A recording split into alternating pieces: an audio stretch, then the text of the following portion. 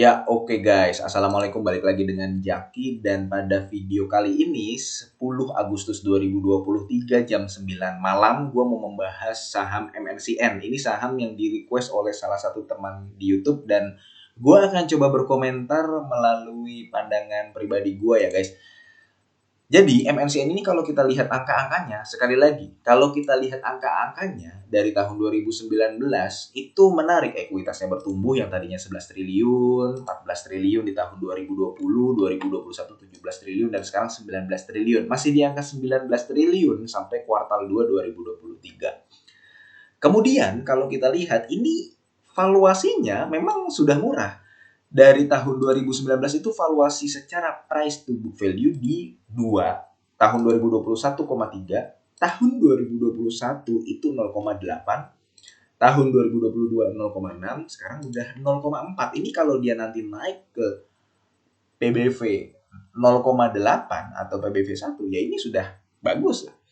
Nah, kemudian MNCN adalah salah satu perusahaan yang ada di grupnya MNC yang membagikan dividen. Ada banyak grup perusahaan yang berada di grup MNC, IATA, BMTR, MSIN, Behit, Keping. Nah, banyak yang TBK, walaupun ada yang nggak TBK juga, tapi dia ya tidak membagikan dividen. Beberapa tidak membagikan dividen, gue lupa, lu bisa cek sendiri, tapi banyak yang tidak membagikan dividen. MNCN ini membagikan dividen. Jadi sebenarnya secara valuasi dia sudah masuk kriteria gue. Secara saham yang membagikan dividen atau tidak dia sudah masuk kriteria gue. Karena sebenarnya di portofolio gue hampir semua sahamnya membagikan dividen. Nah, terus kalau misalkan sudah masuk kriteria, kenapa belum masuk? Nah, begini guys, gue melihat bahwa analog switch off yang pertama, itu memang mempengaruhi kinerja dari si MNCN ini. Kita lihat guys ya, di tahun 2019 itu pendapatan non-digitalnya itu 7,3 triliun. 2019. Dari total pendapatannya 83 triliun. Berarti kan ini lebih dari 50% mendominasi. Tahun 2020 non-digitalnya dia sudah turun. Di samping itu ada juga pendapatan digital, konten lainnya ya guys. Kemudian di tahun 2021 nih, ya lu bisa lihat dari iklan, ya dia 2 triliun, digitalnya sudah meningkat, non-digitalnya turun. Kemudian ya di sekarang memang turun drastis guys. Kalau kita lihat di tahun 2023 kuartal 1 dan kuartal 2, nah ini kita langsung ke kuartal 2 aja ya. Di sini memang pendapatan non digitalnya menjadi 2,5 triliun.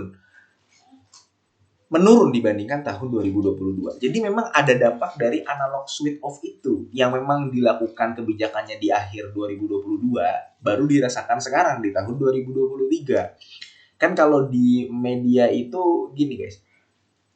Perusahaan media harus membuat konten yang menarik, acara yang menarik, sehingga nanti ratingnya tinggi, itu nanti yang akan dijual kepada konsumen yang ingin mengiklankan produknya di perusahaan-perusahaan televisi atau media seperti ini. Jadi di kantornya perusahaan seperti MNCN ini biasanya ada rating nih guys.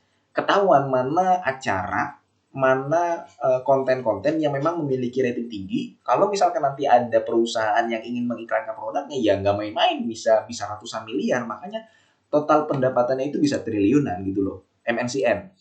Nah, ada pengaruh dari analog switch off. Analog switch off ini memang kebijakannya sudah beberapa bulan sebelumnya, sudah beberapa kuartal sebelumnya, tapi sebuah kebijakan baru dirasakan dampaknya itu ya di beberapa kuartal setelahnya. Contoh, ada perusahaan yang menjual produknya ke Amerika Serikat. Oh, inflasinya sudah turun. Ya nggak bisa serta-merta di kuartal itu juga penjualannya langsung naik gitu loh. Jadi baru dirasakan biasanya di 2 kuartal setelahnya, 3 kuartal setelahnya, seperti itu guys. Nah, dampak dari analog switch off ini memang sudah dirasakan di kuartal 2 2023. Itu yang pertama. Yang kedua adalah gaya hidup dalam beriklan perusahaan-perusahaan. Nah, sekarang perusahaan-perusahaan itu banyak yang udah jarang gitu loh. Karena mungkin perusahaan juga melihat ya mengiklankan Samsung, mengiklankan produk handphonenya, mengiklankan produk-produk consumer goods-nya, sudah jarang mengiklankan di televisi. Lebih kemana? Ke influencer, kemudian di konten-konten YouTube, konten-konten sosial media, di media sosial Twitter, Instagram, dan sebagainya, mereka mengiklankan. Di situ tuh lebih kena kepada konsumen. Jadi sudah ada perubahan gaya hidup, perubahan konsumsi iklan, bagaimana bisa dengan cepat diserap masyarakat. Sekarang sudah zamannya media sosial, orang sudah melihat HP, ya sudah diiklankannya di media sosial, kemudian diiklankannya, orang banyak yang nonton influencer. Sekarang coba kalau misalkan orang perusahaan ingin mengiklankan HP, banyak yang mengiklankan influencer. Influencer-influencer yang membahas handphone. Gak usah jauh-jauh guys, terus terang gua kan masih kecil ya followersnya ya. Ya kalau dibandingkan dengan yang memang sudah senior, sudah ahli gitu ya, membahas soal saham, gue masih kecil. Tapi gue yang masih kecil ini aja pernah ditawarin broker apa sekuritas gitu, nanti gue mengiklankan gitu, tapi gue gak ambil, nanti gue dapat komisi gitu yang mungkin kayak binomo atau apa, gue nggak ambil gitu. Jadi kalau misalkan nanti ada yang ikut, gue dapat komisi gitu. Nah, jadi itu guys, perubahan-perubahan yang tadi, poin pertama analog switch off, dampaknya seperti itu. Yang kedua adalah gaya, style, cara perusahaan dalam mengiklankan produknya itu sudah nggak melalui televisi lagi. Dan si MNC ini kena dampaknya. Seperti itu guys. Nah, kemudian akan ada pertanyaan. Tapi bang, valuasinya kan murah. Sebentar lagi mau pemilu. Kemudian dia mau merger. Nah, itu adalah bumbu-bumbu kalau menurut gue. Jadi nggak akan berdampak signifikan kepada pendapatan si MNCN ini. Kalau pendapatannya tidak meningkat, laba bersihnya tidak meningkat, ya sudah. Sahamnya nggak kemana-mana. Kalau misalkan kita membahas soal merger, ya sekarang kita membahas soal merger nih guys. MNCN yang katanya mau merger dengan BMTR. Ownernya sama.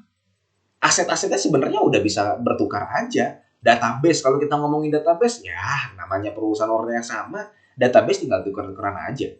Kecuali yang merger adalah perusahaan berbeda owner.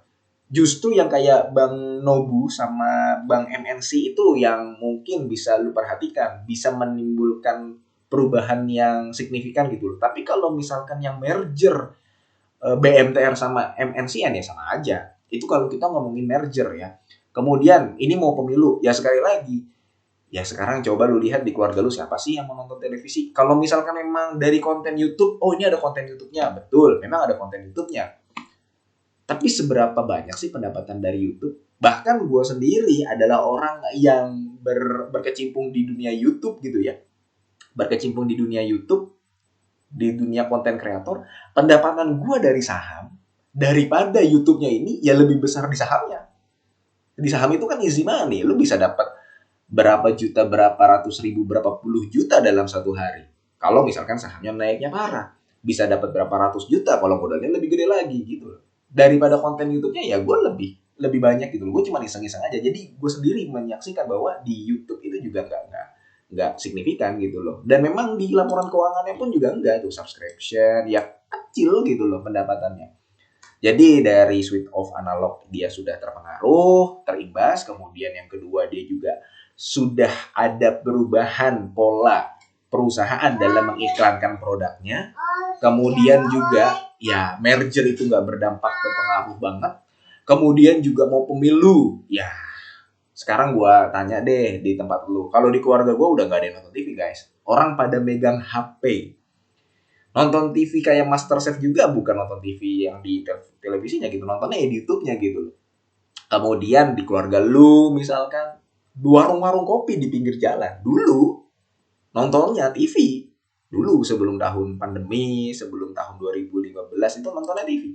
Sekarang ya udah pada megang HP semua gitu loh guys. Jadi memang saingannya itu berat, dan gue memiliki teman yang kerja di MNCN ini memang mengetahui juga bahwa kinerjanya menurun seperti itu guys. Jadi kalau gue lihat secara prospek ya susah untuk mendapatkan revenue yang lebih tinggi dari beberapa tahun belakang kalau gue melihat secara prospek menurut pendapat gue pribadi.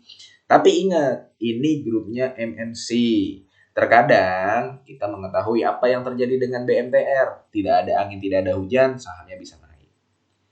Nah, MNCN ini ya itu kalau misalkan lu mau melihat, Ya valuasinya murah. Kalau misalkan dia turun lebih dalam sih enggak. Jadi tunggu hari tanunya turun gunung aja. Itu kalau MNCN guys. Jadi ya mudah-mudahan video ini bermanfaat ya. Semoga kita sehat selalu. Semoga lu sehat selalu. Sehingga kita bisa bertemu kembali di video-video selanjutnya. Ini bukan ajakan jual beli. Wassalamualaikum warahmatullahi wabarakatuh.